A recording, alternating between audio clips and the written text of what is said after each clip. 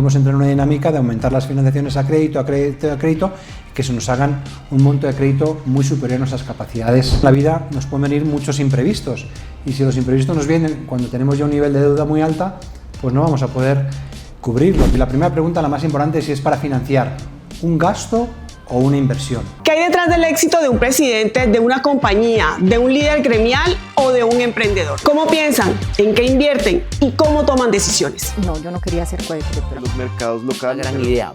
Soy Liz Ribón Island y esto es Economía en Primera Persona. Conversaciones con quienes lideran los negocios. Liderazgo, poder y el costo de decidir. En este episodio de Economía en Primera Persona vamos a hablar de los créditos y de las tasas de interés, porque desafortunadamente no nos enseñan que los créditos no son una extensión de nuestros salarios y que tampoco son gratis. Y qué mejor para hablar de este tema que con un presidente de un banco, en este caso el presidente de BBVA Colombia, Mario Pardo. Bienvenido a Economía en Primera Persona. Muchas gracias, Lidis, un placer estar aquí, y efectivamente son temas muy importantes, universales. A todos nos aplican y tenemos las mismas preguntas, así que encantado de estar aquí. Me encanta porque realmente, desafortunadamente, sobre todo en Colombia, no nos enseñan desde chiquitos el tema del préstamo, de las tasas de interés, y nos enloquecemos un poco. Pero antes de hablar de todo esto, hoy me gustaría hablar de su trayectoria profesional. Usted, como nos damos cuenta, es español. ¿Cuál fue su primer trabajo? Usted es licenciado en Ciencias Económicas, además de eso es administrador de empresas, trabajó en París y en Londres en Goldman Sachs. Ha trabajado en varios roles dentro de BBVA, cuya casa matriz es España. Cuéntenos un poco cuál fue su primer trabajo, cómo se metió en este mundo de las entidades financieras. Pues yo llevo toda la vida trabajando en bancos, en distintos roles, pero esencialmente es lo mismo, el sector financiero, y me gustan mucho las cifras, las matemáticas, siempre me pareció muy interesante, y es algo que afecta a todas las personas, a todos los sectores. Y yo entré porque la verdad no tenía muy claro en qué sector quería trabajar, y tuve entrevistas con varias entidades del sector financiero y me preguntaron ¿en qué sector te gustaría trabajar? Y yo decía, pues no lo tengo muy claro. Me dijeron, en banca, porque en banca vas a ver todos los sectores. Así que ese fue un poco el factor determinante para unirme al sector financiero, y efectivamente es un sector fascinante. Tenemos relaciones con todos los sectores y por tanto aprendemos de todos los sectores, y siempre hay muchas cosas nuevas, novedades, así que imposible aburrirse. ¿Y cómo se decide por la economía antes de entrar a la universidad? Bueno, ese es un tema un poco sensible.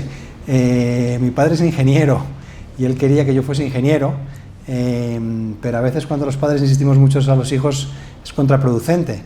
Entonces me aceptaron para estudiar ingeniería y economía, y me decidí por economía, la verdad, por tratar de defender mi perspectiva, y bueno, me gustaba mucho. Pero también tuve como una duda, después de un año estudiando economía, dije, ¿será que me he confundido? Entonces por la noche me puse a estudiar ingeniería durante 2 años. Y me di cuenta que no, que me gustaba más la economía, así que dejé la ingeniería, terminé la carrera de economía, no terminé la de ingeniería, y estudié lo que quería, pero también con la tranquilidad de que era una decisión correcta, que lo mío era la economía y no la ingeniería. O sea que le iba súper bien en los números. Los números siempre se me han dado bien, sí. Qué bueno. Bueno, hablemos entonces cómo termina en Colombia. Porque usted estuvo en París, estuvo en Londres, me imagino yo que trabajó también dentro de BBVA en España, y cómo se le aparece este mapa a usted. Bueno, yo vine a Colombia hace muchos años. Primero vine varias veces por ocio, por motivos personales. Estuve aquí en el año, a principios de siglo, en el año 2001 es la primera vez que estuve aquí, conociendo el país. Estuve luego de turismo en el 2003 otra vez, y me gustó muchísimo el país, pero no está en mis planos venir a trabajar a Colombia. En el grupo BBVA somos un grupo grande, estamos en 30 países, y un día mi jefe me dijo, ¿tú tienes movilidad internacional? Dije, pues sí, encantado, he vivido en varios países, me encantaría trabajar en más países, y a la semana me dijo, tenemos una oportunidad para ti, es en Colombia. Me dijo, tienes 3 días, piénsatelo y me dices. Hablé con mi mujer y a la mañana siguiente le dije a mi jefe que estaba listo para irme a Colombia, así que no fue planeado, me lo propusieron, pero inmediatamente dije que sí, había conocido el país antes y siempre me ha gustado este país, así que muy feliz de estar aquí. ¿Y cuántos años lleva viviendo acá? 6 años y medio. ¿Y qué tal? ¿Cómo le ha ido? ¿Le gusta? Muy bien, muy contento, hay muchas cosas muy buenas, la gente es maravillosa, el país es muy bonito, Es imposible aburrirse aquí, siempre pasan muchas cosas, es un país de emociones fuertes, así que muy bien, también muchos aprendizajes personales y profesionales, así que bien, muy contento. Bueno, ahora sí entremos en materia, en lo que de pronto los colombianos no somos tan buenos en manejar el tema de los créditos y las tasas de interés, y es digamos que un poco paradójico que, digamos que no es tan paradójico, pero al mismo tiempo lo es, y es que usted ha trabajado toda la vida en entidades financieras y el negocio de los bancos es precisamente endeudar a la gente. Entonces, ¿qué es lo que primero debe pensar una persona antes de tomar un crédito?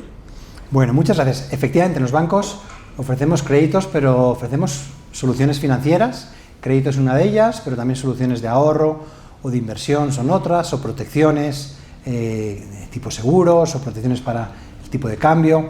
En definitiva, soluciones financieras. Respecto al crédito, pues yo lo que diría es que es muy importante primero reflexionar bien si es conveniente o no tomar ese crédito. Y la primera pregunta, la más importante, es si es para financiar un gasto o una inversión. Una inversión es algo que no es superfluo, que no es de corto plazo, sino que normalmente es un bien que va a durar muchos años. El gasto es para algo que se va a consumir en un plazo muy corto. Yo lo que diría es que en general un crédito para una inversión suele ser una ecuación mucho más sencilla de responder favorablemente, de ser una decisión positiva, no siempre, pero en general, y sin embargo el tema de financiar los gastos con crédito es algo que tenemos que ser muchísimo más sensibles. Así que yo diría que eso es lo primero, entender muy bien si es para un gasto o para una inversión. Si es para una inversión, pues seguramente es una cosa que tenga sentido. Si es para un gasto, hay que ser mucho más cauteloso. Y si ponemos ejemplos de qué puede ser un gasto para una persona y una inversión. Muy sencillo, una inversión, pues por ejemplo puede ser la más importante de nuestras vidas, suele ser comprar un hogar. Un hogar pues se suele financiar con un crédito hipotecario y es una inversión. ¿Por qué es una inversión? Porque es algo que no es de corto plazo, sino que puede ser para toda la vida. Y además es algo que puede tener una revaluación en el tiempo, con lo cual es muy posible que si alguien se compra una vivienda hoy, tenga un precio X de 100, y que si la decide vender en 5, 10, 15, 20 años, tenga un valor superior a 100, por tanto ha tenido una rentabilidad y por eso se llama inversión. Hay otros bienes que son inversiones porque son también de largo plazo, pero que la rentabilidad no es tan clara, pero sí que son de largo plazo. Ejemplo muy claro, pues puede ser un coche, una motocicleta, es algo que te va a dar una utilidad durante muchos años, eso también es una inversión. ¿Qué es un gasto? Pues un gasto es si nos compramos hoy un televisor o si nos financiamos un cumpleaños o un viaje, eso es lo que sería un gasto, algo que se disfruta de manera muy inmediata, pero que no es algo que nos vaya a durar muchos años. Y que desafortunadamente para ese tipo de gastos no hacemos ahorro, y las personas tienden siempre a utilizar la tarjeta de crédito o hacer un crédito para poder hacer esos viajes. En ese caso, ¿cuál sería la recomendación? Bueno, yo lo que diría es que evidentemente lo primero es, todos tenemos que tratar de intentar ahorrar para financiar nuestros gastos. Pero sí que es verdad que hay algunos gastos que son superiores a nuestra capacidad de ahorro y podemos acudir al crédito. Como decía antes, pues evidentemente cosas tan importantes como una vivienda, pues prácticamente nadie se puede comprar sin un crédito. Un vehículo también, pero cuando hablamos de gastos que pueden ser más evitables, gastos de consumo, pues ahí sí que hay que ser mucho más cuidadosos en qué financiamos a crédito y qué no. Porque si no podemos entrar en una dinámica de aumentar las financiaciones a crédito, y que se nos hagan un monto de crédito muy superior a nuestras capacidades financieras. Por eso yo diría que en resumen, si estamos hablando de una inversión es una decisión más sencilla, si es gasto es muy importante entender los ingresos y los gastos que tenemos, porque al endeudarnos vamos a tener un gasto fijo, recurrente todos los meses para poder pagar ese crédito, así que hay que ser mucho más cuidadoso. Presidente, ahora que usted habla de eso, yo recuerdo, por ejemplo, cuando uno va a Estados Unidos o cuando uno va a Chile, muchos de los ciudadanos de esos países viven endeudados toda la vida y tienen el pensamiento de que eso es normal. Y le dicen a uno, no, pero pues ¿para qué tener una vivienda? ¿Para qué pagarla si la puedes todo el tiempo, o sea, tenerlo hoy y comprar y vender y tener otra deuda? ¿Qué es lo más sano en ese sentido? Bueno, son decisiones personales, con lo cual pues cada uno tiene que declinar la ecuación para su visión personal, ¿no?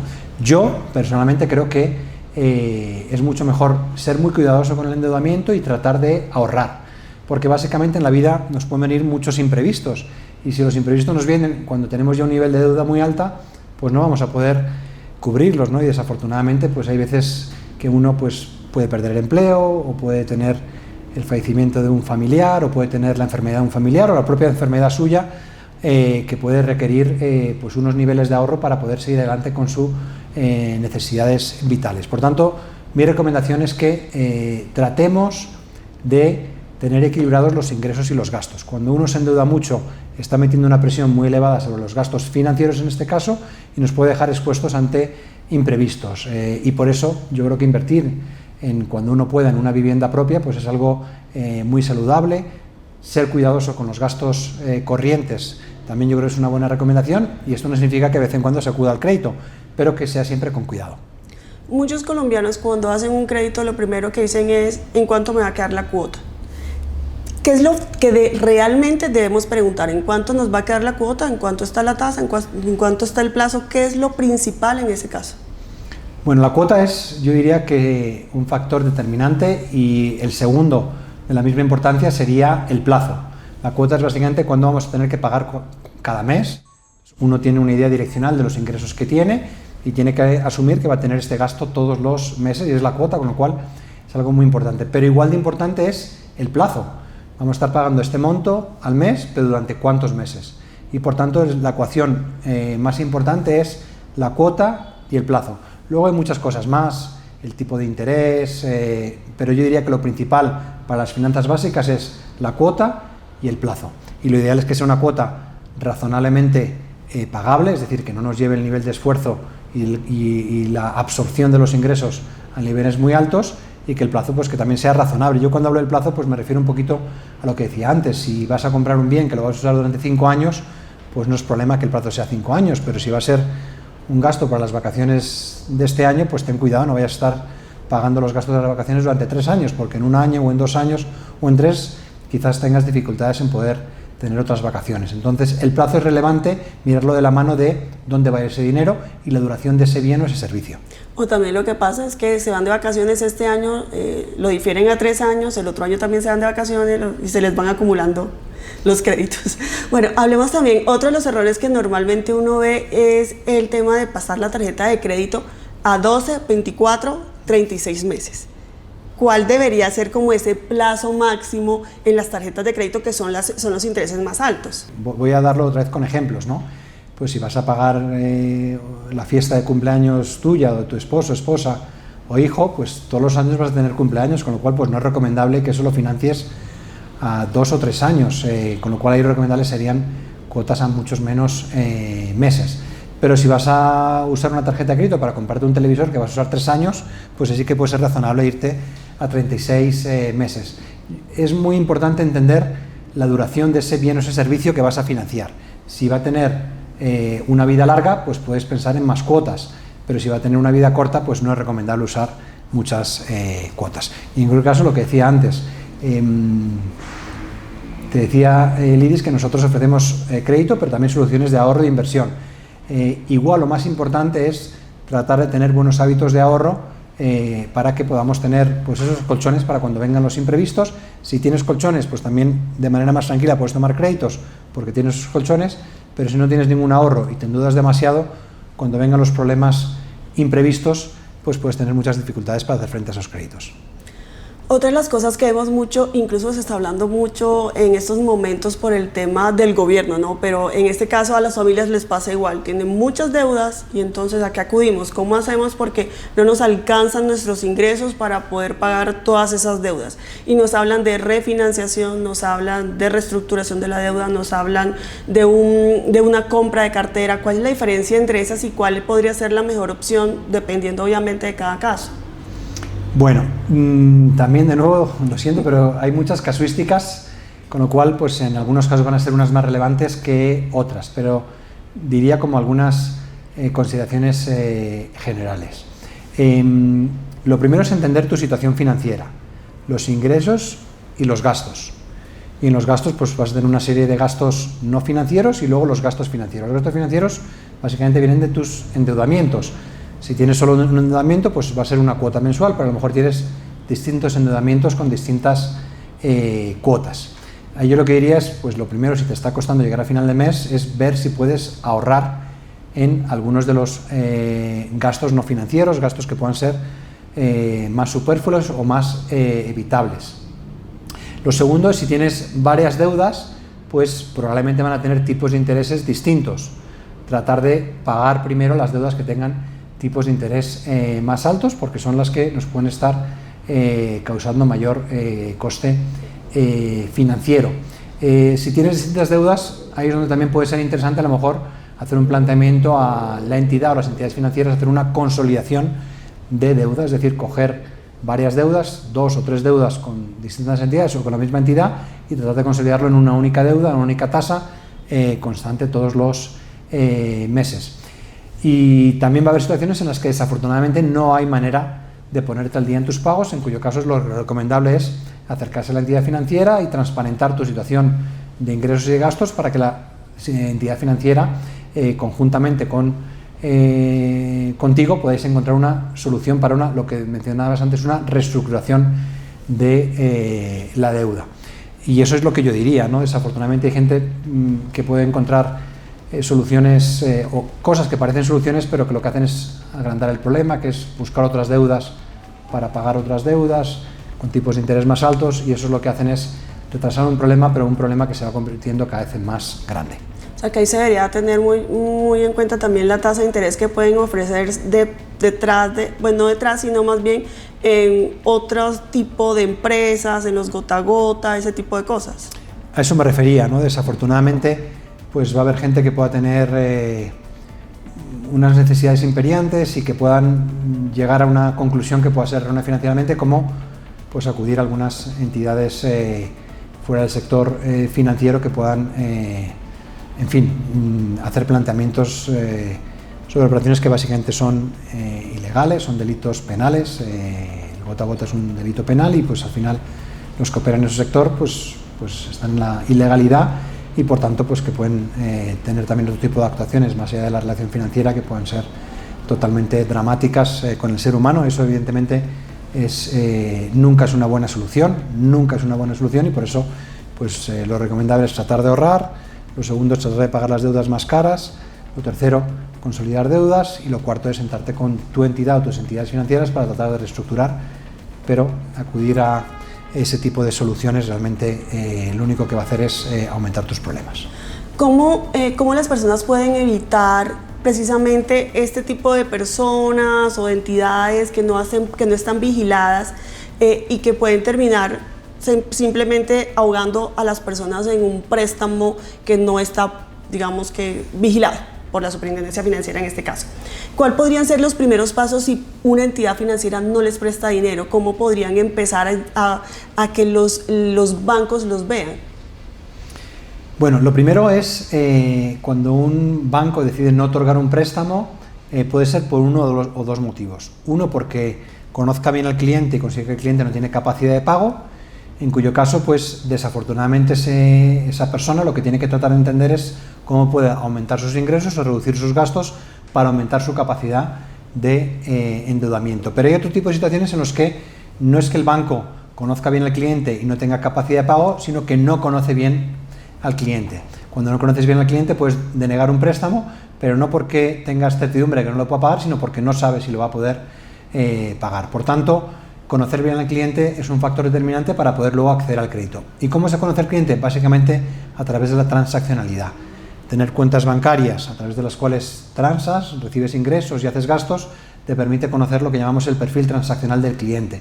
Es conocer básicamente las finanzas de la persona, los niveles de ingresos y los niveles de gastos reales a través de las cuentas bancarias. Y esa sería la recomendación. Hay muchas personas que por costumbres, por dinámicas de los negocios trabajan con mucho efectivo y eso hace imposible que una entidad financiera pueda conocerles. La recomendación es que hoy en día hay prácticamente todas las entidades, ofrecemos cuentas bancarias sin costes y a través de la transaccionalidad en las cuentas bancarias podemos conocer al cliente y esto nos puede permitir otorgar un crédito porque ya conocemos al cliente. Eso yo diría que es quizás el principal factor para aumentar el crédito en Colombia. Incluso también se podrían tener en cuenta, por ejemplo, las billeteras digitales. Totalmente, eso son también herramientas, igual que una cuenta bancaria, que te permite conocer el perfil de un cliente, lo que llamamos el perfil transaccional, a través de una billetera o una cuenta bancaria, cualquiera de las dos te permiten conocer financieramente al cliente. Quiero también preguntarle por las empresas y los emprendedores, porque claro, ellos empiezan de cero, no tienen una empresa que los respalde, incluso muchos, lo que usted decía, manejan solo dinero en efectivo. Para ellos también, digamos que lo recomendable es abra una cuenta de ahorros, busque un banco, o abra una cuenta corriente, busque un banco y empiece a anotarse. Sin lugar a dudas. Para poder hacer un crédito, como decía antes, lo más importante es conocer al cliente, a la empresa, al negocio. Y a través de la transaccionalidad en las cuentas bancarias es como conocemos a los clientes. Desafortunadamente, no hay otra manera de conocer bien a una persona o una empresa si trabaja dentro de lo que es todo en efectivo, ¿no? Pues simplemente la palabra de esa persona, pero no hay manera de mostrar ese nivel de ingresos o ese nivel de gastos. Por lo tanto, sin lugar a dudas, el conocimiento financiero empieza por la transaccionalidad bancaria o las billeteras en el caso de las personas naturales, y la recomendación para el que quiera ir accediendo a más productos financieros es ir digitalizando sus transacciones. Volviendo al tema de los emprendedores, muchos cuando empiezan hacen préstamos como persona natural y puede que tengan la razón social pero no la mueven. ¿Qué es mejor ante las entidades financieras? Bueno, aquí tampoco no hay una regla absoluta, ¿no? Hay veces donde el formato de persona natural con negocios pueda ser más costo eficiente que operar a través de una sociedad, y pues la misma persona puede ofrecer los mismos servicios a través de esas dos alternativas. Desde una perspectiva del banco, pues las dos opciones pueden ser buenas. Desde una perspectiva de acceder a créditos a través de una sociedad debidamente constituida, pues lo que te permite es acceder a algunos créditos de tipología o naturaleza distinta a la persona natural con negocio. Es decir, a medida que vayas sofisticando tu negocio o tu empresa, te conviene ir evolucionando hacia la persona jurídica, porque tienes acceso a muchos más productos que no están accesibles para la persona natural con negocio. Pero para empezar, pues una persona natural con negocio puede acceder a créditos como persona natural, los puede usar para su negocio. Eso es de hecho lo más común, empezar por ahí, y a medida que vas creciendo el negocio, pues vas constituyendo una sociedad y tienes acceso a muchos más productos pensados para las sociedades, tanto a nivel de créditos, como soluciones de importación-exportación o seguros, con lo cual pues es un crecimiento natural de los negocios. Empiezan por personas naturales con negocios y pasan luego a ser pequeñas o microempresas y luego pequeñas y medianas empresas. Presidente, hay un tema en Colombia actual y es que el Banco de la República está subiendo su tasa de intervención. Desafortunadamente los colombianos, si no estamos muy relacionados con nuestros propios créditos, poco les prestan atención cada vez que se reúne la Junta del Banco de la República. Pero con este incremento de tasas, ¿cómo termina afectando eso, por ejemplo, la cuota de un préstamo hipotecario, de uno de vehículos? ¿Cómo termina eso reflejándose en las personas de a pie? Es decir, si la inflación está dentro de unos niveles razonables, en el caso de Colombia pues se estima que el 3% es un nivel de inflación razonable, el Banco de la República no necesita subir tasas. Cuando sube tasas es porque la inflación está por encima. Y está por encima, y lo cual genera problemas significativos, porque la inflación básicamente es un problema muy grave para las personas pobres y vulnerables, que son los que se van más afectados, ¿no? Las personas de ingresos altos tienen una capacidad de ahorro y los tipos de interés altos o las inflaciones altas, entre comillas, a ellos no les afectan o les afectan muchísimo menos. A la gente más vulnerable, más pobre, es a los que más les impacta la inflación. Y el Banco de la República hace una tarea muy ingrata, que es subir los tipos de interés para tratar de reducir la inflación. ¿Cómo lo consigue con tipos de interés más altos? Los tipos de interés más altos lo que hacen es frenar la irrigación de crédito.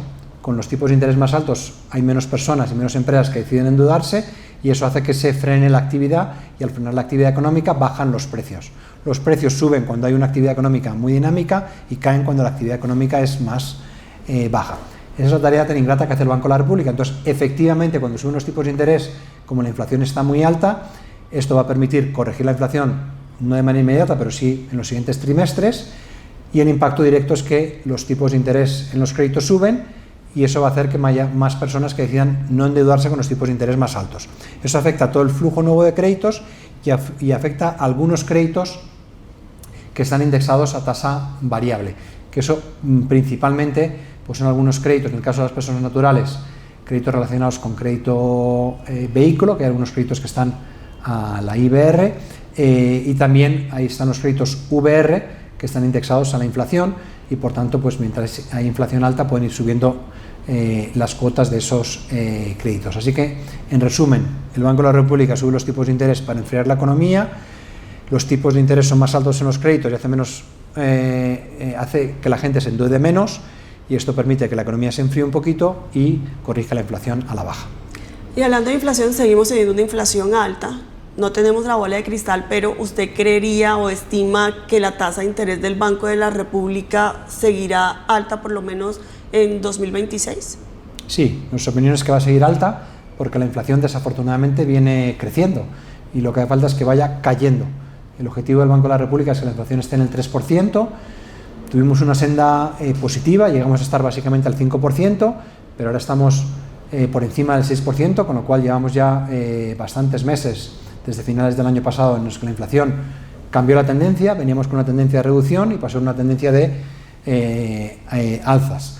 Por tanto, lo primero que hace falta es que se estabilice, luego que vaya cayendo, y la caída es importante porque, repito, el objetivo del Banco de la República está muy lejos de ese 6%, hoy estamos ya por encima del 6,1%, por tanto, me temo que los tipos de intereses van a estar altos en todo el 2026, nuestra expectativa es que se mantengan altas también en el primer semestre de 2027 y que solo en el segundo semestre de 2027 vayan reduciéndose progresivamente, pero desafortunadamente nos hace falta cambiar la tendencia y pasar de lo que estamos actualmente, que es sube mes tras mes, a que vaya a caer mes tras mes. Uno de los sectores que más, digamos, han estado quietos es el de la venta de vivienda. Este se ha ido recuperando lentamente, digamos que en el último año, y pues hay mucha expectativa porque el nuevo gobierno ha señalado que espera que los bancos den créditos para créditos de vivienda al 2%. ¿Esto qué tan posible es o cuál sería la fórmula real ahí? Bueno, sí, es muy sencillo, digamos, la matemática. Como funcionan todos los mercados, incluido en Colombia, pues los créditos más baratos son los de la República de Colombia, la del Estado soberano, ¿no? Es el que tiene mayor capacidad de pago, pues siempre es el Estado, luego las empresas más grandes, luego las más pequeñas, luego las personas naturales. Y por tanto, nadie se puede financiar en un país más barato que el propio Estado, en este caso la República de Colombia. La República de Colombia se está financiando actualmente pues en las tasas de largo plazo alrededor del 12%. La inflación está aproximadamente en el 6%, se está endeudando el Estado al 12%, esos son 6 puntos por encima de la inflación. Por tanto, desde una perspectiva de dinámica de mercados es imposible financiarse más barato que la República y por tanto imposible financiarse más bajo del 12% en una perspectiva de mercados liberalizados. Cosa distinta es que pueda haber una política pública que ayude a que los proyectos de vivienda puedan tener subsidios o apoyos o coberturas de tasas que puedan abaratar los créditos, pero realmente la manera sostenible en el tiempo que los créditos bajen es que los tipos de interés bajen, y para que bajen pues hace falta que baje la inflación, y si baja la inflación pues la propia República de Colombia se endeudará más barato y todas las personas naturales y las empresas se endeudarán más barato, pero realísticamente con el Estado endeudándose al 12% no es realista que las personas se puedan endeudar para comprar su vivienda al 8%, que sería el cálculo sencillo de inflación más un 2%. Perfecto. Bueno, yo quisiera del presente pasar al futuro porque nosotros estamos viendo que la tecnología, la inteligencia artificial está cambiando mucho el mundo. En el caso de los billetes, de las monedas, del dinero, ¿cómo se vería esto a 10 años? ¿Cómo estaríamos manejando a 10 años nuestro dinero? Bueno, yo creo que lo más transformacional de cómo nos relacionamos con el dinero va a tener que ver con los usos de la inteligencia artificial. La inteligencia artificial es una tecnología extraordinariamente potente por muchos motivos, pero uno de ellos es que afecta a todo lo que hacemos, impacta a todo lo que hacemos. Entonces la manera de relacionarnos con el dinero va a estar muy impactada. Va a haber muchas cosas que van a ser muchísimo más sencillas, por ejemplo, entender los conceptos financieros. Ojalá que todos tengamos un nivel de educación o formación financiera adecuado, pero en cualquier caso que no la tenga se va a poder apoyar mucho más la inteligencia artificial para sus decisiones financieras. Esto va a hacer que las decisiones financieras sean más sencillas porque vamos a tener, digamos, como un acompañante, un asesor que nos va a ayudar a tomar esas decisiones con conocimiento. También nos va a permitir optimizar las decisiones financieras desde una perspectiva de relaciones bancarias o los productos que tenemos, con lo cual este asesor financiero también es el que nos va a ir diciendo, pues te recomiendo ahorrar más o cancelar este CDT o endeudarte con esta entidad o con la otra. En resumen, la inteligencia artificial nos va a permitir, a través de los canales digitales, tomar las decisiones de manera mucho más sencilla y con mucha más tranquilidad de que son las decisiones correctas. Esto es desde la perspectiva del consumidor. Lo que el consumidor no va a ver es que los propios bancos, las propias entidades financieras, también vamos a estar transformando todas nuestras operaciones. Hoy son operaciones que todavía tienen muchas fases, procesos muy largos, que poco a poco vamos a estar consolidando en procesos mucho más ágiles, mucho más en tiempo real, muchos más eficientes y por tanto también pasando esas eficiencias al cliente final. Vamos a tener también herramientas que nos van a permitir mejorar mucho la gestión de los riesgos cibernéticos y de fraude digital. En definitiva, aunque el cliente no lo va a ver, por debajo los bancos estamos en una fase de transformación muy transversal de todas las áreas que nos van a permitir mejorar todo lo que hacemos para que sea mejores resultados, pero también de manera más eficiente, y esta eficiencia se va a ir trasladando a los clientes. Bueno, presidente, y vamos a entrar a la recta final de este video podcast, y a mí me gusta mucho porque aquí uno aprende mucho de las personas que saben manejar el dinero. Yo me imagino que usted, siendo presidente del BBVA, sabe manejar su dinero. Cuéntenos, cuando a usted le llegan sus ingresos, ¿qué es lo primero que hace? Bueno, no sé si es la recta final o es la parte difícil. Me parece que es la parte difícil. Vamos a ver qué tal se nos da esa parte. Bueno, yo creo que lo más importante, como decía antes, es todos tener un conocimiento razonablemente básico de nuestras finanzas. Entender nuestros ingresos, entender nuestros gastos y entender que esa es la foto actual, pero como decía antes, lo único que sabemos es que esa foto cambiará en el tiempo. Ojalá que sea para bien, pero también puede haber escenarios en los que sea para mal, y por tanto lo que todos tenemos que tratar es intentar ahorrar, intentar identificar gastos que puedan ser más prescindibles o más superfluos. Yo creo que nuestros padres, nuestros abuelos eran especialmente buenos en eso, ¿no? Siempre buscaban cómo ahorrar, cómo evitar algún gasto. Yo creo que es una buena práctica que todos tenemos que hacer. Eso es con una visión, digamos, muy estática. Lo segundo es planificar a mediano y largo plazo. Entonces, pues el objetivo es que todas las personas, todos los colombianos y las colombianas puedan tener razonablemente bien censados lo que podrían ser sus planes razonables de vida, ¿no? En esos planes ojalá que entre el poder acceder a una vivienda, y eso pues también requiere de cierta planificación, ir ahorrando para la primera cuota, y ya cuando vas teniendo la primera cuota, pues entonces empezar las conversaciones con los bancos para poder también evaluar si te interesa tener un crédito hipotecario para comprar esa vivienda. Y entre lo que es de más largo plazo y lo que es el día a día, pues están las cosas intermedias, identificar qué gastos intermedios puedes tener, pues pueden ser temas de vehículos o motocicletas, pueden ser temas de estudios, planificar cosas que puedes querer hacer dentro de unos años. En definitiva es hacernos dueños de nuestras finanzas personales, y eso empieza por entenderlas y conocerlas. En su bolsillo, ¿cuánto, y me refiero a sus finanzas, cuánto ahorra, qué porcentaje ahorra y qué porcentaje invierte?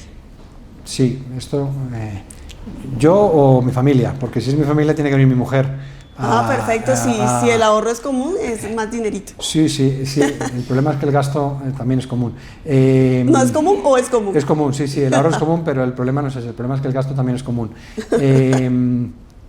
Bueno, nosotros tenemos una familia, somos mi esposa, yo y 3 niños, con lo cual pues estamos en un momento de los 3 niños, ninguno trabaja y todos tienen gastos relevantes, con lo cual pues estamos en una fase donde es un poquito más difícil ahorrar, pero afortunadamente en los años, yo tengo 51 años, con lo cual pues tuve años de ahorro, pero estoy en la fase donde la capacidad de ahorro es más compleja, pues porque estamos en los niveles de gastos máximos. No esperamos tener más hijos y esperamos que eventualmente los hijos tengan ingresos aparte de gastos. Hablemos de inversión. ¿Cuál ha sido como esa buena inversión que usted hizo y cuál ha sido alguna que le salió muy mal? Normalmente la gente tiene claro dónde va a vivir en el mediano y largo plazo, y si lo tienes más o menos claro, ese tiene que ser tu mayor prioridad financiera. Poder aspirar a tener tu propia vivienda, ahorrar para esa primera cuota, esa siempre es la mejor decisión financiera. Es verdad que los temas inmobiliarios también tienen sus ciclos, pero si miramos a largo plazo, siempre eso es una buena inversión. El precio de la vivienda, repito, en el largo plazo siempre se revaloriza, y siempre vas a tener necesidad de vivir en algún sitio, con lo cual esa siempre es la mejor inversión. Y las peores inversiones pues es cuando alguna inversión, digamos, de tipología más de tratar de elegir la empresa en la que invertir, porque luego lo que uno se da cuenta es que es mucho más difícil conocer muy bien las empresas en las que invertir. Por tanto, yo ya hace tiempo que no invierto en empresas puntuales y invierto a través de fondos de inversión que diversifican esas inversiones y que hacen pues sí, más defensivas las inversiones, más difíciles tener pérdidas significativas. Eso es lo que diría. Presidente, muchísimas gracias por acompañarnos en este episodio, por entender o ayudarnos a entender mucho sobre los créditos, las tasas de interés, mejores inversiones. Gracias por estar en este episodio. No, muchas gracias, Lidis. Yo creo que todos tenemos necesidades financieras y por tanto todos deberíamos de tener formación financiera. Y algunos afortunadamente la hemos tenido, nos gusta y fue mi formación, pero muchas personas sé que se les hace complejo entender estos temas, así que agradecerte por el trabajo que haces. Muchas personas se benefician de conversaciones como estas, así que muchas gracias por ese trabajo. No, muchísimas gracias y gracias a ustedes por acompañarnos en este episodio. Los invitamos a que se suscriban y estén pendientes de este y los demás episodios de Economía en Primera Persona.